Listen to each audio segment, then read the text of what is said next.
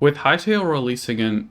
Oh, that's really soon. With Hytale releasing in a little over 2 days as of recording this script, I thought it would be a good idea to try to focus on one of the most discussed aspects of the game in the community, the automation system. It's also because this will probably be my last video until the game releases, and I really want to talk about it before then. Simon's confirmed there will be automation later down the line, and also said that a mod might be added to the base game if there's one good enough, which there probably will be. Also, before we get into it, like and subscribe so Hytale will hopefully accept my creator code application. Also, I have a lot of content plans for after Hytale releases, so you won't want to miss that. Anyway, let's get into the video. For any automation system, you should probably start off with the energy system. In Minecraft, there really isn't any. You could say activating redstone is generating energy, but in terms of automation, it's more about logic than power. You can generate infinite energy with a stick and a rock, so it doesn't really qualify for what I'm talking about. I'm talking about needing to create a specific build that actually makes power, and then you can use it until your consumption exceeds production, at which point you have to make more, by increasing scale or getting a better source of power. In a lot of games, this is electricity. In Minecraft's Create mod, there's rotational force, but I feel like it becomes overly convoluted later on.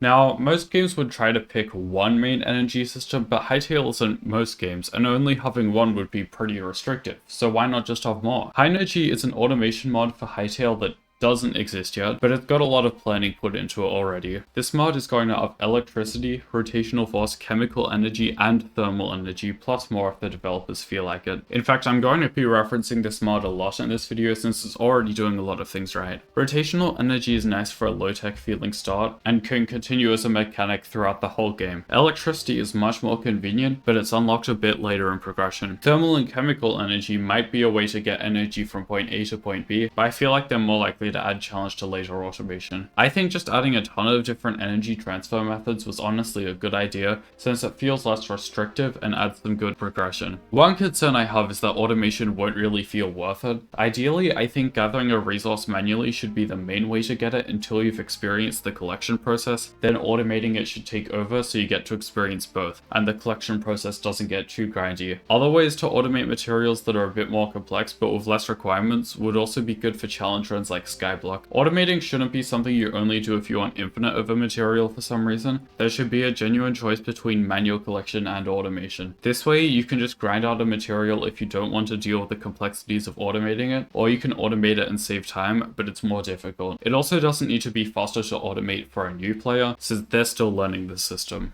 A great example for this is automating the ores you'd usually go mining for. You should be able to automate each material when they're useful, not just late/endgame, and it shouldn't be too difficult or complex or the player would never automate it. To automate mining, I would add special resource nodes around the map that, when mined, probably don't give much stuff, if anything, and aren't movable until much later on, which would mainly be used if you want to use them for decoration. However, the player would be able to use some of the metal they got from mining to create a placeable drill that can mine the resource node much more efficiently.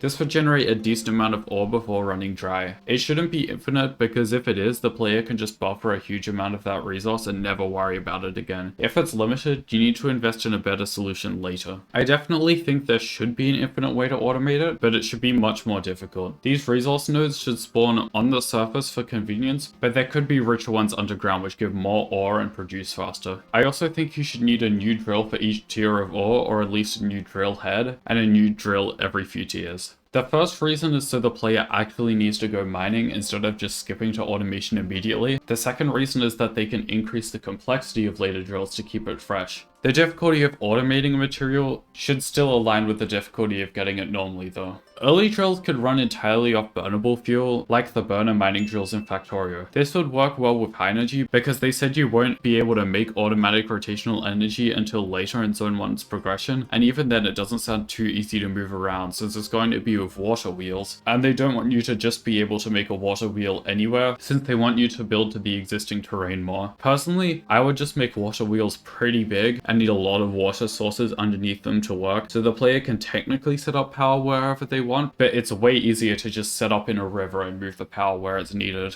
And I feel like trying to check if it's a natural river with block data or something might be a bit cursed and unintuitive. The drills could then move to rotational force, and after that it could get more complicated, maybe needing both rotation and electricity, chemical and thermal energy, or extra inputs. Better drills should also work on previous node types, and better drills should probably also mine faster and give more yield for the same ore node size. This leads me into another point, which is that the automation systems should all be built around vanilla's progression, not the automation system's own progression. Balancing effort versus reward based on vanilla material requirements is one of the ways to do this, but I also think the way you unlock new tools for automation should primarily be through progressing in the main game, rather than something like Create, where you make its materials to make the next steps in its progression. To be fair, Minecraft doesn't have much progression to build off, so I could see why Create took that route. I think the Hytale developers already plan to lock content behind different zones and the materials you find there, so this is already planned to some degree, but something else I want to note is that I think you should be able to start using the automation systems from any point in progression, and not have to make components from previous tiers. I don't just mean things like making better drills not need lower tiers, but also not requiring special parts from previous tiers. For example, if you need to flatten plates for certain machines, I probably wouldn't lock drills behind it until the resource you need is a lot more difficult to get, or you need it in much higher quantities, and I'd add a plate flattening machine at each tier of material that doesn't require flattened plates to build, so you don't need a lower tier one to make a better one. This is a simple and probably not great example, but generally I just think you should be able to make on-tier automation from any place in progression without having to backtrack and make old machines first. This also includes the infrastructure I need to make automation work, like power generation. High Energy does seem to be taking this route from what I know, so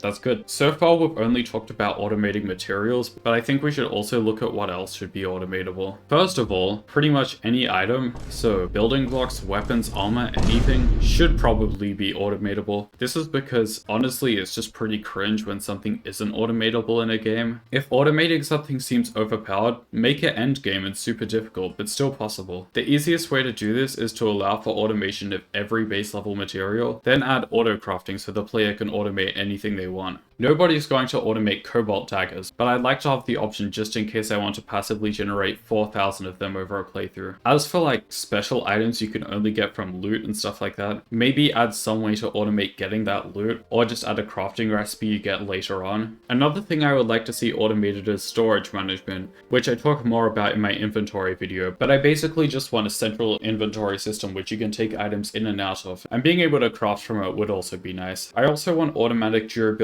repair, so I don't have to put my items on a workstation to repair them. I could just stand in a machine or something. Some sort of automated excavation of building would also be nice. Maybe a tool which lets me copy paste small areas to make building the factory less tedious, and the ability to make digging and placing machines that can do simple designs over large areas. These can be the kinds of automation that actually require progressing through machinery to get, since it's more of a thing you'd use in endgame for mega builds. Something else I want to talk about is logistics. By logistics, I mean item transfer, and fluids too, and whatever else you'd want to get around. I'm not sure how High Energy plans on doing logistics, but I find item pipes to be a pretty good solution, since they're simple and intuitive. Conveyor belts also work, but they become a bit difficult in a 3D grid-based environment like Hytale. They work much better in something like Satisfactory because of how they can curve, and in Factorio because it's 2D. I just think placing them could get annoying. I also don't want Create mods belts, because getting rotational energy where you want for those is kinda annoying and just overcomplicates things in my opinion. I'd also like to see some sort of large scalable logistics system like trains in Factorio, where you can load items into a system and they'll automatically be sent where they're needed, and you can just keep adding to the system. I think trains are a great solution for this, and Hytale should just copy Factorio's train system as closely as possible. Another thing I want to talk about is other uses for this technology, not just automation. Moving contraptions, big doors, elevators, whatever this is, maybe even custom vehicles once moving structures are added. All I really have to say is that I want this in here, and I want some sort of logic system to control it, so it's basically programmable. High Energy has a logic system, but I don't think there's a system for moving blocks planned yet, which is understandable. The developers probably just want to see what's possible before planning anything. I just want it at some point. Back on the automation side, I want to talk about the main challenge of automation. In something like Factorio, at least the base game, the main challenge is dealing with logistics when you have thousands or millions of items traveling through your factory, which need to get into the correct machines, and you have to deal with fluids and energy on top of that. I like this kind of challenge and hope it's in Hytale,